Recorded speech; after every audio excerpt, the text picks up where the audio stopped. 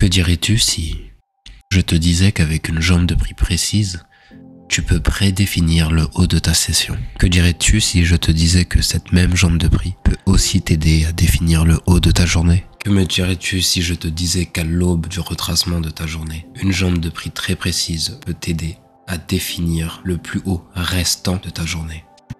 Si je te disais que cela est possible tous les jours, tu me croirais? Et pour la semaine, penses-tu que nous sommes capables d'en faire de même? Me prendrais-tu pour un fou si je te disais que nous pouvons définir le haut ou le bas de notre mois avant la fin de celui-ci? Et si je suis capable de le faire à l'année, dis-moi, je suis quoi pour toi? Un fou? Un illuminé? Un complotiste? Et si tout simplement je te disais que ce n'était pas de la chance, car l'offre et la demande n'existent pas, parce que tous les marchés financiers sont manipulés.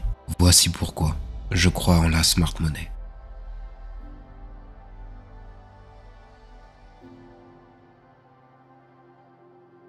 Aujourd'hui, ça va être un format particulier d'études de prix où je vais m'arrêter sur différents niveaux algorithmiques. Attention, je ne suis pas un conseiller financier. Je ne suis pas un trader professionnel avec un diplôme. Je fais du trading pour moi et je vais te partager certaines théories qu'il me semble intéressantes de savoir lorsque l'on fait ces analyses personnelles et en nom propre. J'aimerais commencer ce cours par une citation de Jake D. Schwager. Si l'argent et la théorie d'un marché aléatoire est exacte, alors les traders souffrent d'une illusion. Les traders croient qu'ils peuvent battre le marché du fait de leur perspicacité ou de leur talent.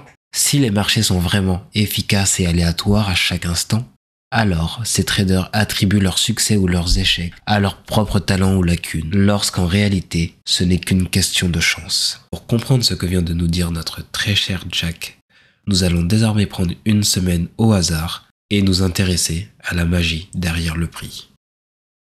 Je suis sur EURUSD, je pourrais le faire sur n'importe quel actif. Allez, roue de la chance. Et c'est parti pour l'analyse de la semaine du 23 juin. Avant d'entrer en détail sur cette bougie, revenons sur les bases d'un algorithme, un prix algorithmique. Qu'est-ce que c'est? Un prix algorithmique, il ne faut pas le confondre avec un prix institutionnel. Un prix institutionnel, c'est lorsque l'on va regarder les 1.16500, 1.16, 1.15500. Alors oui, ce sont des niveaux intéressants, les chiffres ronds attirent le prix. Tout le monde le sait, à ce moment-là, on est sur, pas du retail, mais on est sur du retail avancé, on va dire ça.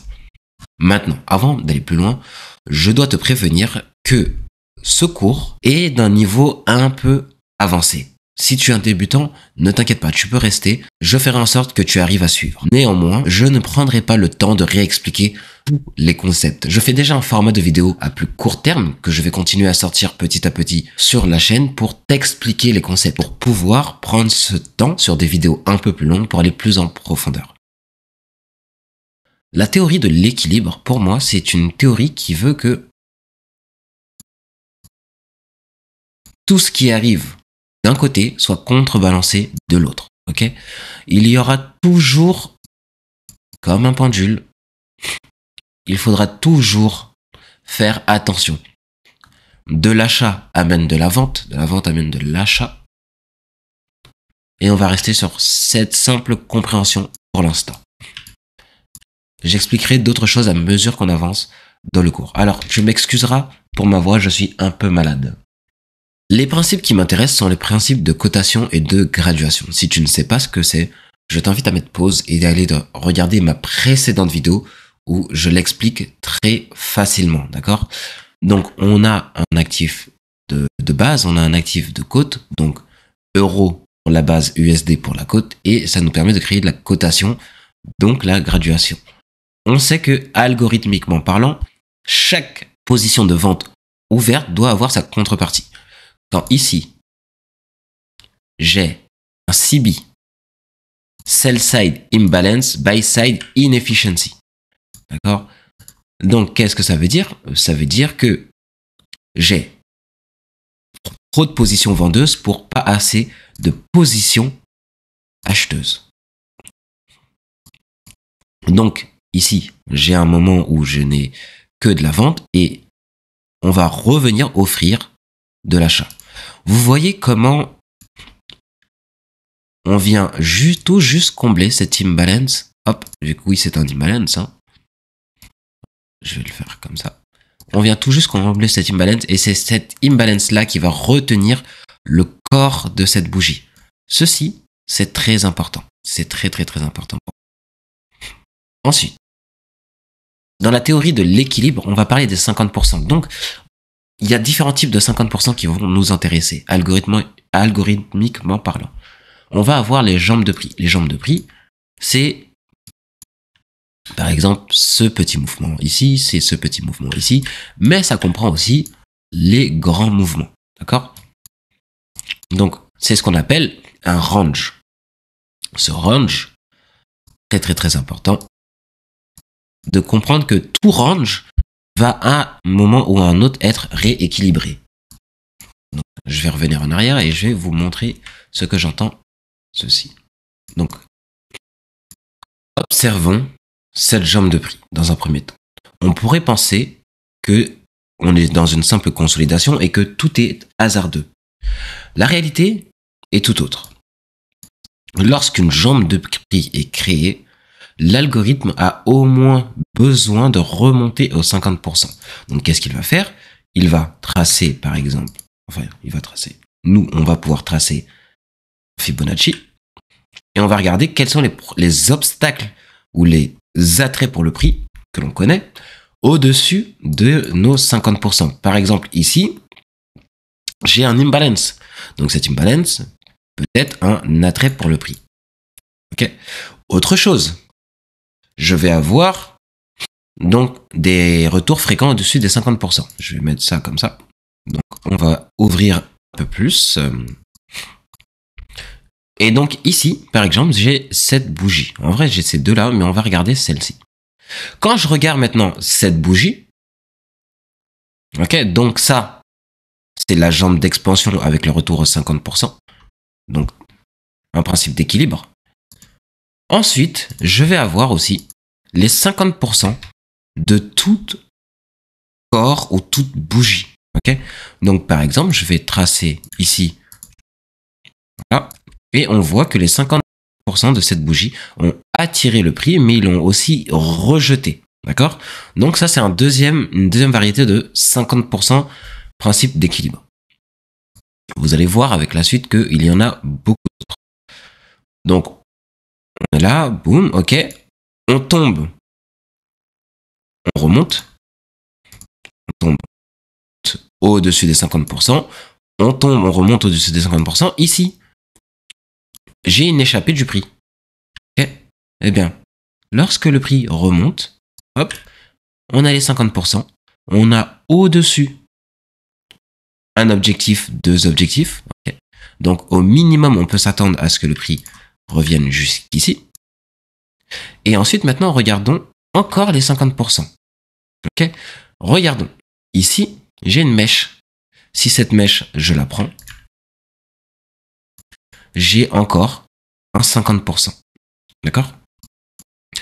Regardons la précision de ce 50%. Donc là, je vais prendre plutôt un Fibo pour tracer ces 50%. Et ce que je vais faire, c'est que je vais... Hop, on va garder ça, ça, et on va mettre le prix. Comme ça, on sait où est-ce qu'on est. Donc, 1,42 449. Si je mets le prix ici, je le dépasse légèrement. D'accord? Donc là, j'aurais pu prolonger à droite pour qu'on puisse bien le voir. Hop. Ok. Donc là, on a une autre théorie d'équilibre.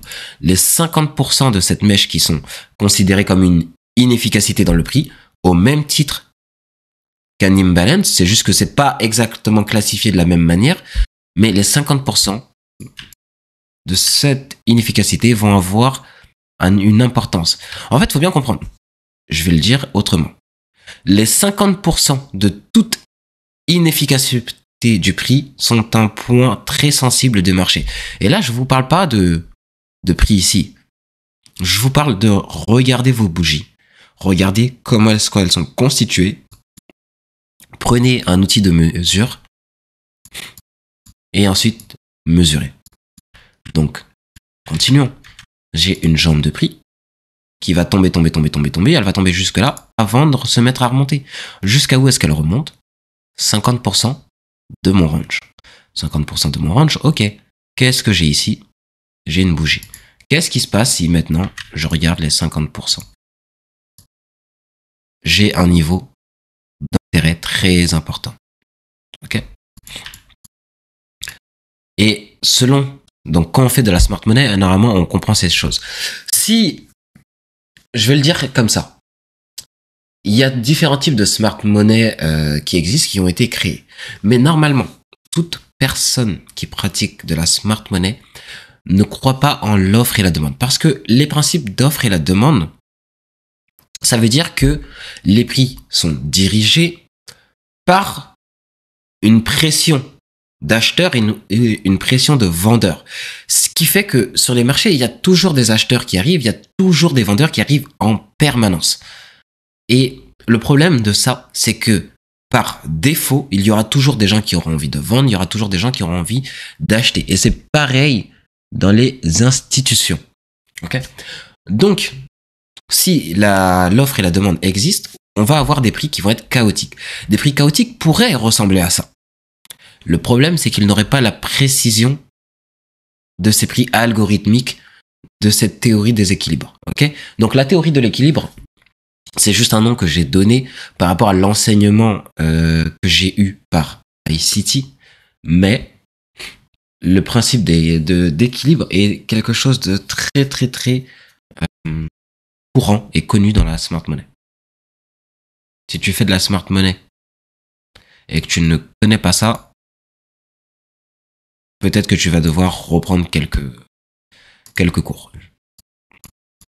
Donc par exemple, on peut aller jusque là, on ne remonte pas, on remonte pas aux 50%, on continue, donc ce range, on peut l'étendre un peu plus, et là, on va revenir boum, au-dessus des 50%. Quand je remonte jusqu'ici, donc 50%, mon premier objectif, il est là. Le haut de mon range, il est ici. Jusqu'à où est-ce que l'on part? Regardons ici.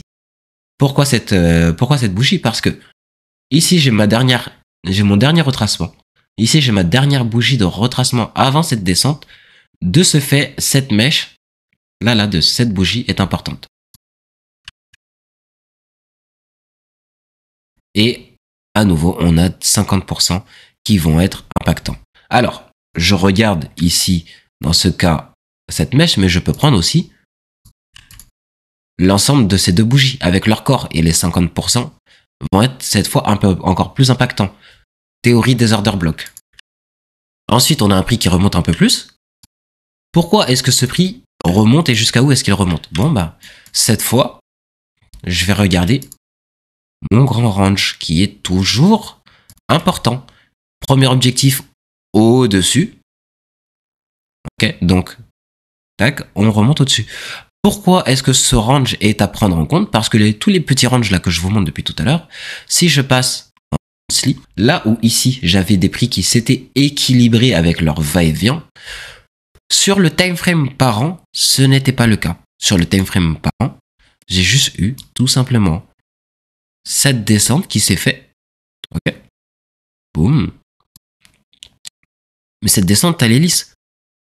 D'accord? Elle est très lisse. Et du coup, la première vraie jambe de prix qui se fait, c'est celle-ci. Avec un retour au-dessus. Donc, de notre buy side qui est là. Ok. Et donc, maintenant, si je regarde à gauche, j'ai du weekly. Ici, qu'est-ce qu'on peut voir? Encore ma théorie des order blocks. Donc, je vais à nouveau prendre ceci, par exemple. Hop. Hop.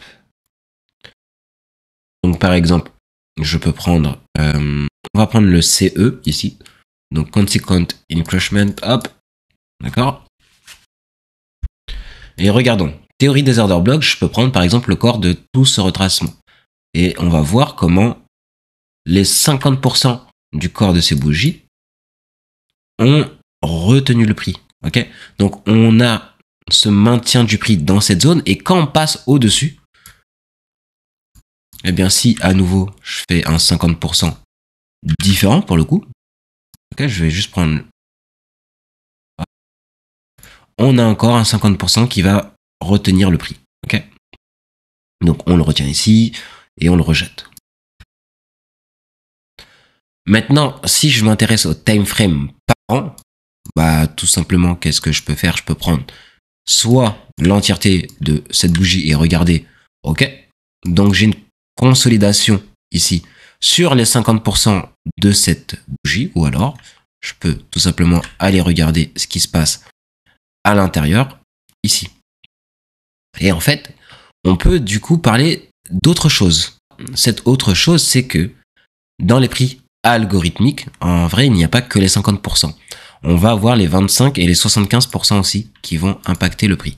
Okay. Donc là, ça va pas être le plus parlant tout de suite d'entrée de jeu. Okay. Mais là, on va voir les 25%. Pourquoi on peut regarder les 25 et les 75? Parce que si je prends mes 50% et que je le divise en deux, bah, c'est simplement 50% de 50%, c'est 25. D'accord? Donc c'est encore des prix qui vont avoir un impact, mais je vais revenir dessus un peu plus tard. Donc reprenons à ce niveau-là. Ok?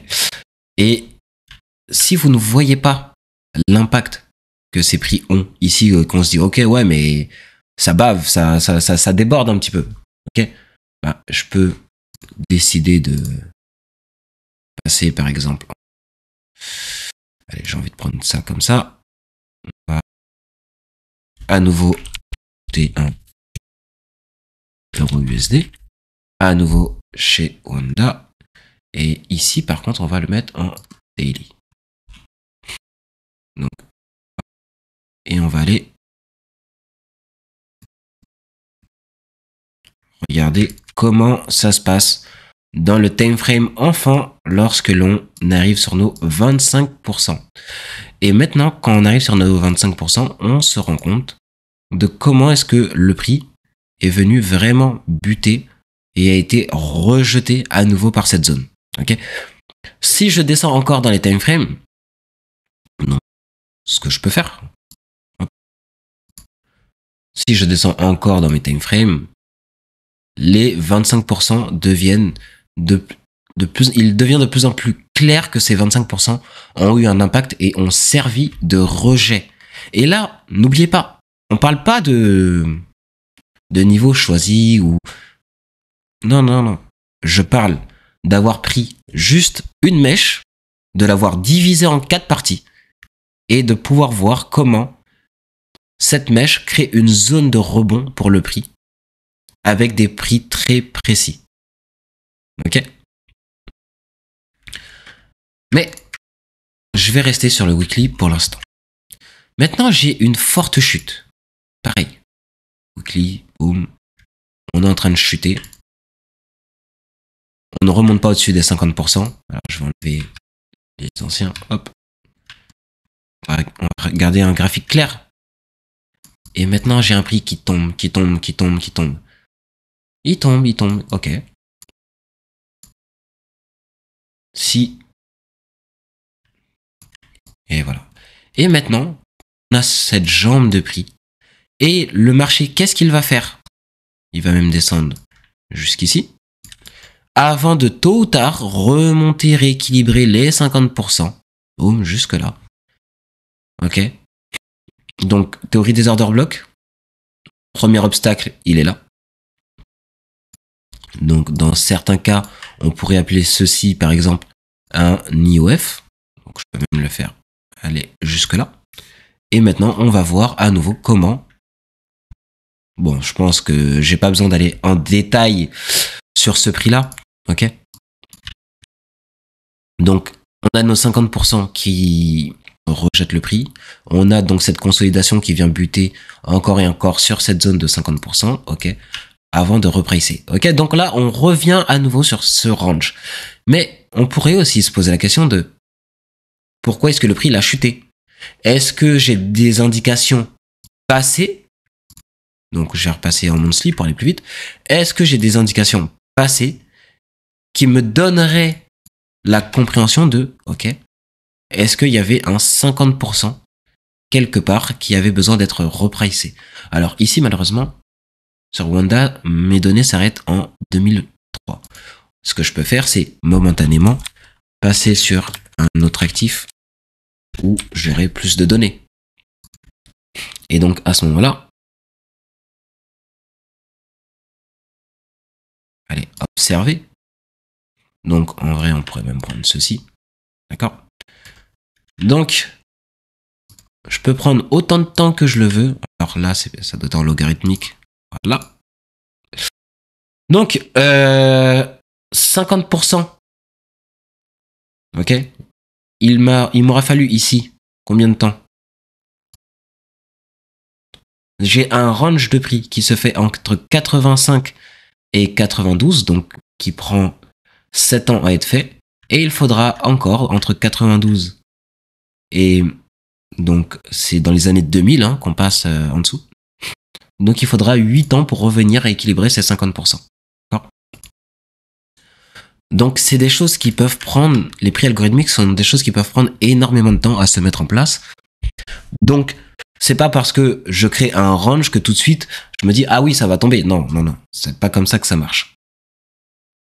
Là on discute juste de prix algorithmiques. Jusqu'à où est-ce qu'on est tombé ici? Jusqu'à où est-ce qu'on est tombé? IOF. Hop. Est-ce que on va avoir un prix algorithmique à nouveau? Tac. Bon, voyons voir.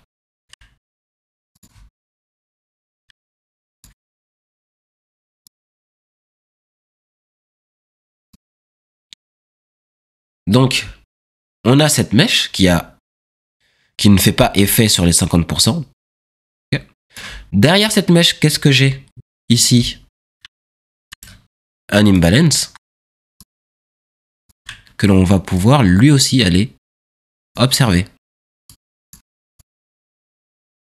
Et donc, cet imbalance aura été celui qui va faire obstacle et qui va lui donner le prix algorithmique.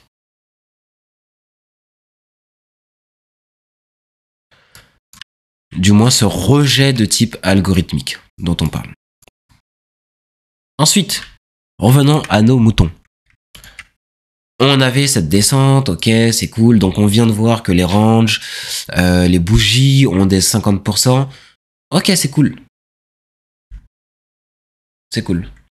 Mais en fait, il faut comprendre que tout marche de manière algorithmique et précis. Du coup, lorsque l'on comprend ça, et qu'on se met à observer maintenant avec précision les bougies, ok? Donc par exemple ici, on pourrait reprendre, hein, hop, la remontée de l'année dernière, hop, mais tout simplement on peut aussi voir la remontée de cette année.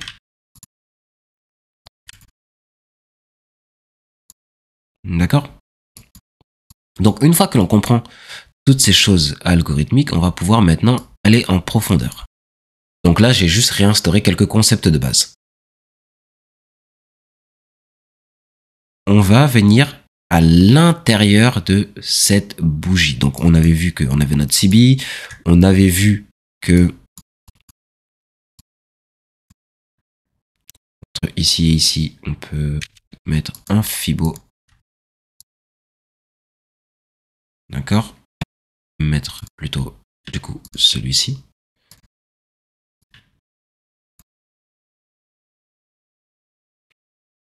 Et on va aller à l'intérieur pour essayer de comprendre ce qui s'est passé. Bon. Donc, hop. Daily.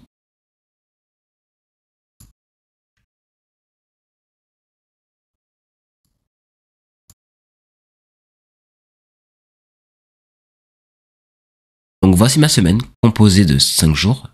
2, 3, 4, 5. Ok.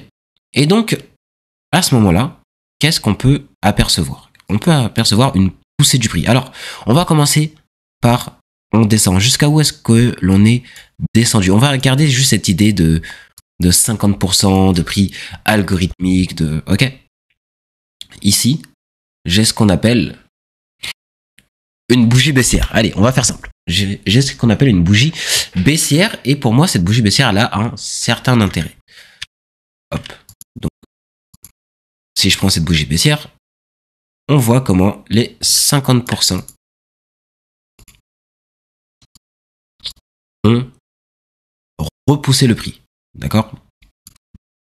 Alors oui, ça paraissait plus intéressant quand je l'ai mis comme ça, mais non, la réalité, c'est qu'on veut observer cette chose ici.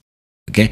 Donc, les 50% ne sont pas la seule raison. Faut bien comprendre, attention, à chaque fois que je parle des 50%, on pourrait se dire, ouais, 50% c'est suffisant pour prendre une décision. Non, en fait, c'est une confluence d'éléments avec mes 50% qui vont faire que là, je mets le focus, je mets l'attention sur les 50%, mais par exemple, ici, qu'est-ce qu'on pourrait voir? C'est 50% de cette bougie plus order block à ce niveau-là qui permettent au prix de repartir avec le fait qu'on ait dépassé un imbalance ici.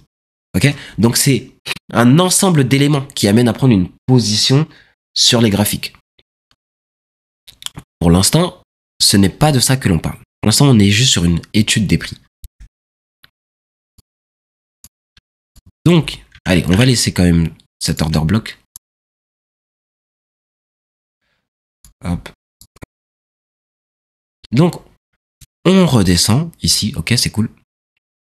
Et ensuite, on va venir petit à petit monter. Donc, on démarre ici, on monte jusque là.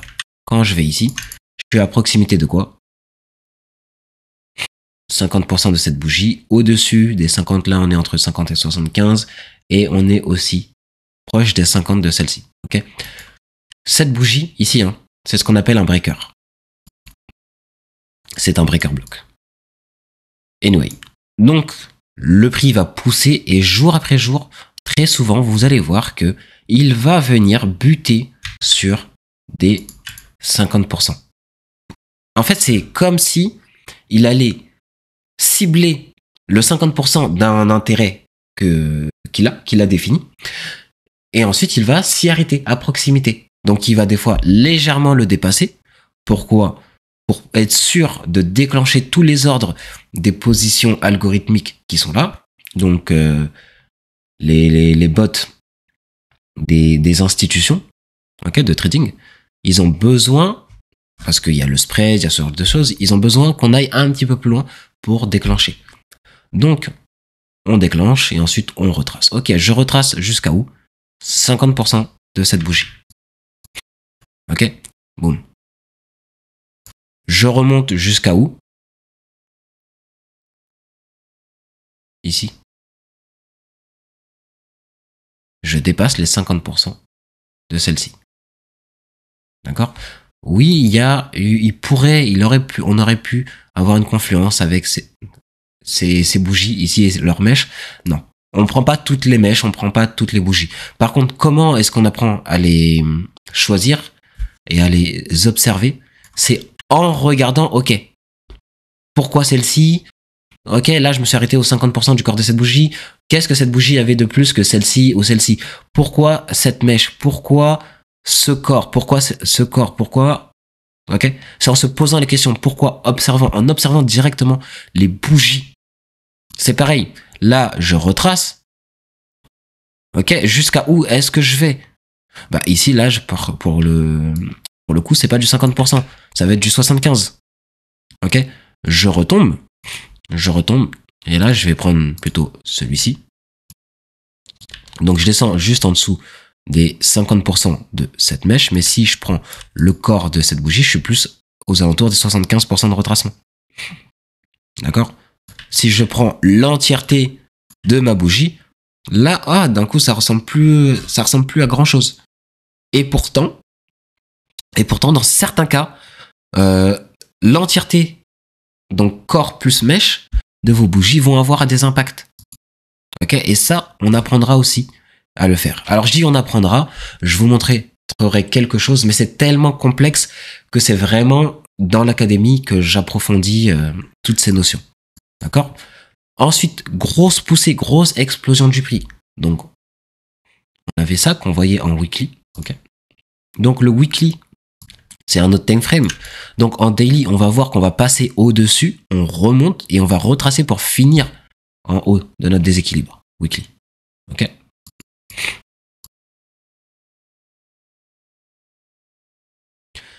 Je pousse, je vais jusqu'à où?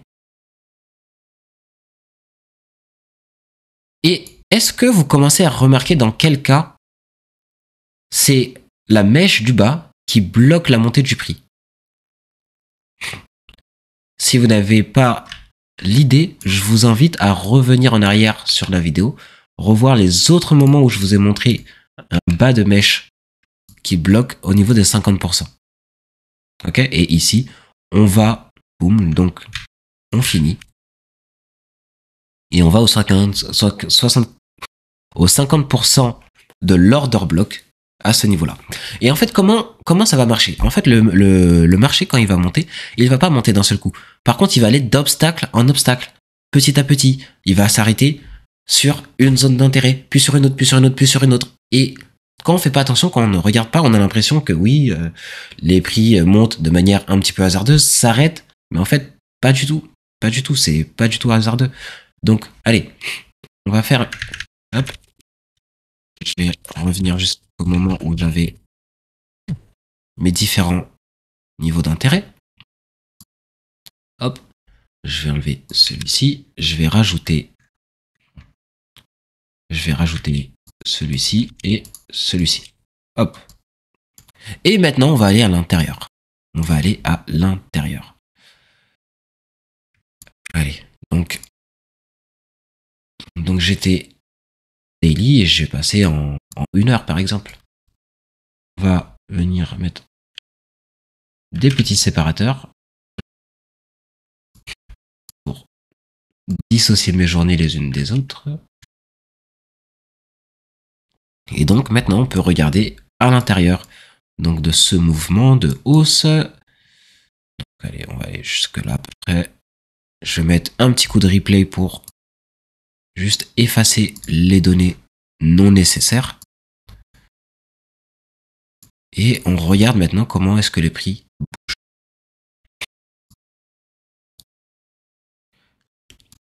Et du coup, maintenant, ça paraît encore plus flagrant.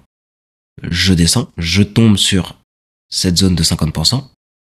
Je monte jusqu'à cette zone qu'on avait définie de la sorte, hein, c'était les 50% de celle-ci. Okay. Ici, je vous avais dit que c'était un breaker et qu'on avait aussi un 50% à proximité qui impacte le prix, d'accord? On n'oublie pas. Je vais juste faire ça.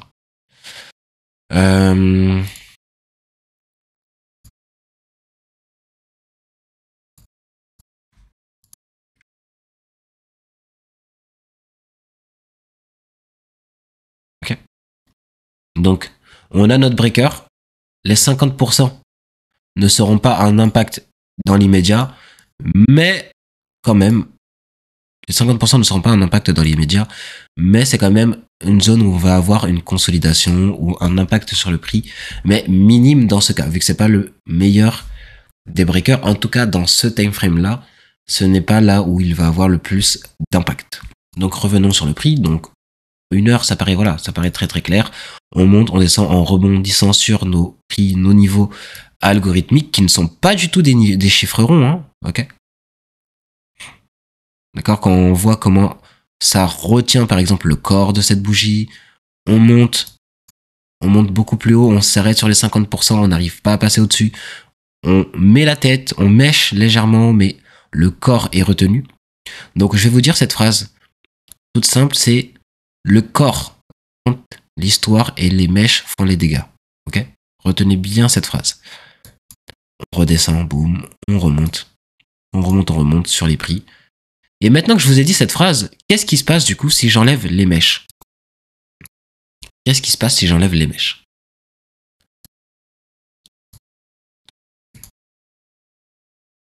Eh bien, j'ai des prix qui deviennent assez clairs, assez limpides, ok, sur comment consolidation,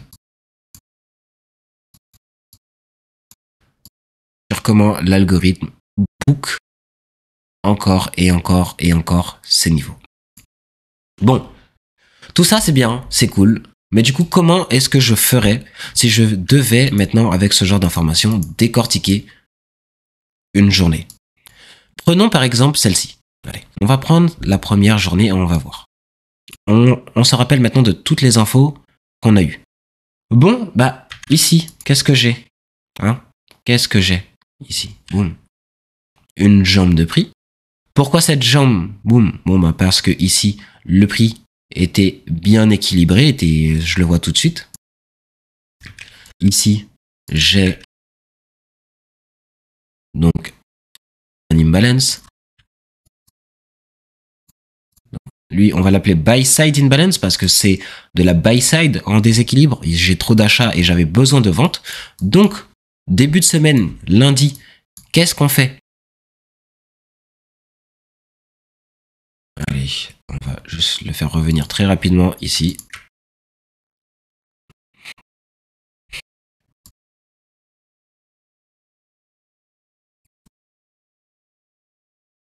Et donc maintenant, qu'est-ce qui va se passer?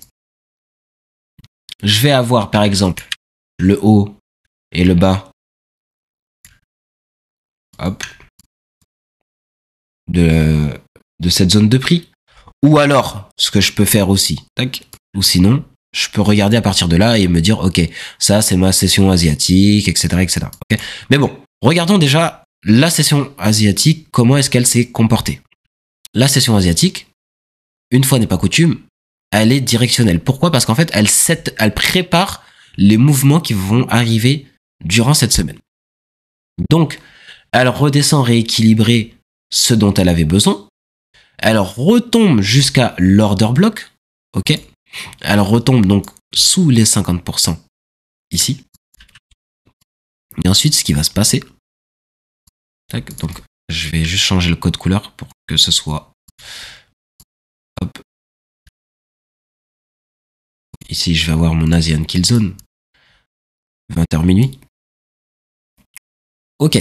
Maintenant que j'ai ma session asiatique, en général, ce qu'on va faire, c'est que on va se dire, oui, j'attends que la session asiatique, le haut de ma session asiatique soit récupéré, par exemple, pour partir à la vente.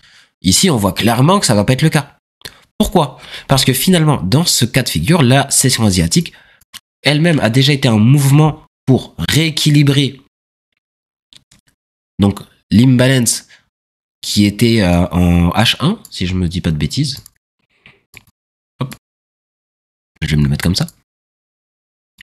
Donc, on a rééquilibré l'imbalance H1. Donc, en fait, le travail a été fait. Le marché n'a plus rien à faire ici. Le marché n'a plus rien à faire du tout ici. Donc, il va s'en éloigner. Par contre, regardez comment il s'en éloigne. Je redescends sous les 50%. Donc, ici, on est bon. Je redescends sous les 50%. On est bon. Ici, on va venir redescendre à nouveau sous les 50%. D'accord? C'est là où vous allez des fois vous faire piéger. Maintenant, je vais avoir le début de ma session de Londres. Elle est ici. Ma session de Londres, elle commence ici. Donc, à ce niveau-là. Donc, Londres, c'est... Hop. Donc, LKZ, London Kill Zone, 2h, 5h. Ok. On va mettre ceci en bleu, du coup. Hop là. Ça commence à faire un peu chargé hein, sur les graphiques, donc je vais venir décharger petit à petit dès qu'on n'a plus besoin d'une info. On va aussi enlever, du coup... Donc là, je vais juste observer une seule journée, donc ça, on n'en a plus besoin. Ça, j'en veux plus. Hop. Hop. Et là, on est plutôt pas mal. Ok, boum. Donc maintenant, j'ai cette grosse explosion qui arrive. Donc, Londres. Ok, et ici, j'ai les 50% de quoi? De l'off session. Ok, asiatique, boum, plus off session, l'entre-deux. Qui a son importance. Ok. Mais normalement, ce timing, c'est un timing durant lequel vous ne voulez pas trader, vous ne voulez pas chercher de position. Donc, j'ai des prix qui retombent ici, jusqu'à où? Ça, c'est une question qu'on peut se poser. Effectivement, en 15 minutes, on a ceci. Ok. Par contre, ce qu'il faut bien comprendre, c'est que là, je suis en 15 minutes. Avant de descendre en 5 minutes pour voir si j'ai des objectifs dans cette zone qui auraient pu retenir le prix, j'ai envie de monter, en fait.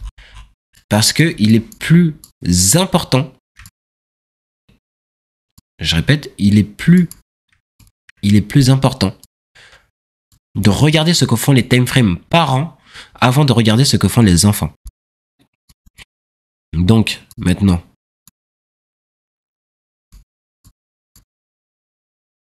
qu'est-ce qu'on voit ici? J'avais un imbalance. Ici, j'ai un imbalance. On va rééclairer le graphique. Okay, donc cet imbalance va venir être comblé. C'est ça qui importe. Et là, on a cette bougie qui tombe jusqu'à où? Les 50% de cette mèche.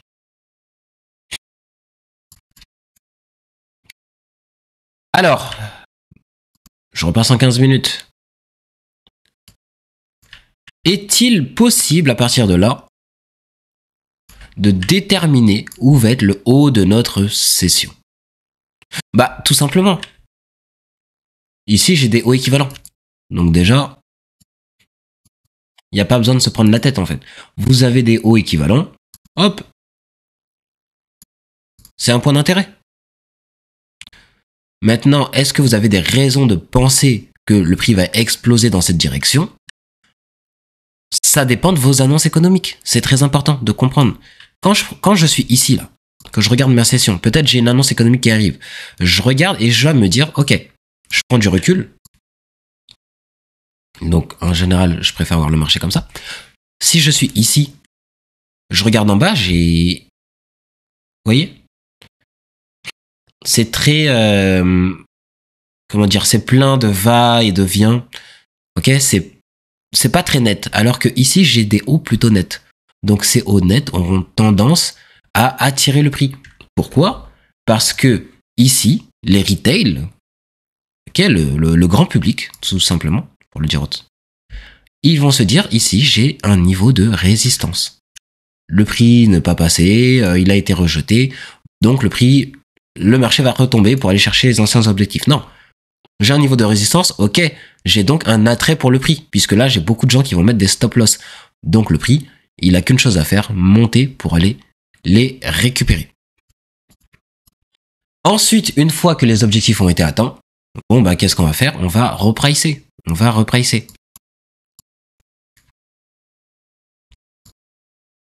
Et donc, maintenant, on va se reposer la question.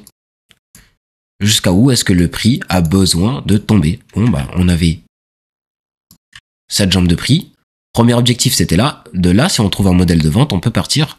Une raison de partir à la vente, on peut partir vendre jusqu'ici. Ok? Mais ne perdons pas de vue notre algorithme. Hop! 50%. Boom. Premier objectif sous les 50%. La sell side qui est ici. La première sell side sous mes 50%, elle est là. Elle va être atteinte et ensuite le prix va pouvoir reprendre son cours normal. Okay. Donc maintenant, comment faire pour se rapprocher au maximum en termes de projection de Fibonacci et de prix algorithmique du haut de la journée? Ben, c'est simple. Par exemple, je vais prendre ce Fibo, donc cette dernière jambe là. Hop. Alors j'aurais aimé pouvoir passer en 1 minute, mais je n'ai pas le luxe de pouvoir revenir assez dans les données jusque là. Ok. Et en fait, tout simplement, la seule chose que je fais, c'est ok, si je définis que par exemple, mon drone liquidity, c'est lui, prends mon Fibo de standard deviation et à ce moment-là, je vais pouvoir définir un point d'attrait. Pour revenir sur les propos de notre très cher Jack, si la théorie d'un marché aléatoire est exacte, alors les traders souffrent d'une illusion. Effectivement, le propre de l'aléatoire est le chaos. Si tel est le cas sur le marché, alors aucune stratégie, aucun système de trading ne pourrait se targuer d'être cohérent, ne pourrait se voir constamment, ne pourrait trouver de répétition et offrir des patterns réguliers. Si vous voulez en savoir plus sur le Fibonacci, de standard déviation, les structures de marché, tout ce genre de prix algorithmiques, en ce moment, je vous ai préparé une formation gratuite en 3 épisodes et pour le reste, tout se trouvera directement dans l'académie. Portez-vous bien, pensez à vous abonner, mettez un commentaire et on se retrouve très vite pour la prochaine vidéo. Ciao, ciao.